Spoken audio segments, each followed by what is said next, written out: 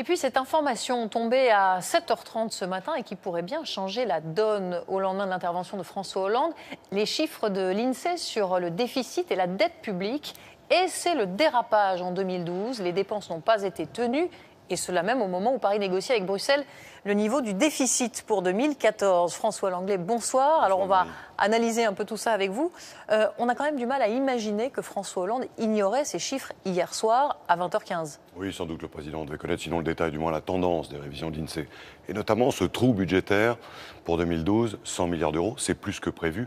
Parce qu'on a dépensé plus que prévu et aussi parce que les impôts ont rapporté un peu moins qu'on l'imaginait à cause de la croissance zéro. L'autre élément donné par l'INSEE, c'est la dette publique française qui a atteint à la fin de l'année 2012 1 834 milliards d'euros, c'est-à-dire 90% de la richesse nationale produite en une année. C'est un chiffre qui a doublé en 10 ans, entre 2002 et 2012. Marie, sur la seule année 2012, chaque jour, la dette publique française a progressé d'un peu plus de 300 millions d'euros. Alors question, François, ces mauvais chiffres contrarient-ils les engagements pris hier soir sur France 2 par François Hollande ?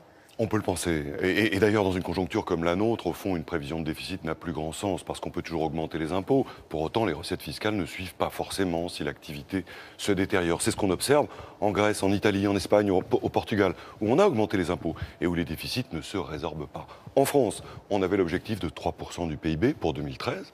On l'a oublié au profit de 3,7% du PIB, chiffre qui sera peut-être bientôt oublié au profit d'un autre qui justement témoignera de cette réalité, sauf si la croissance s'améliore en cours d'année. Oui, merci François pour cette analyse.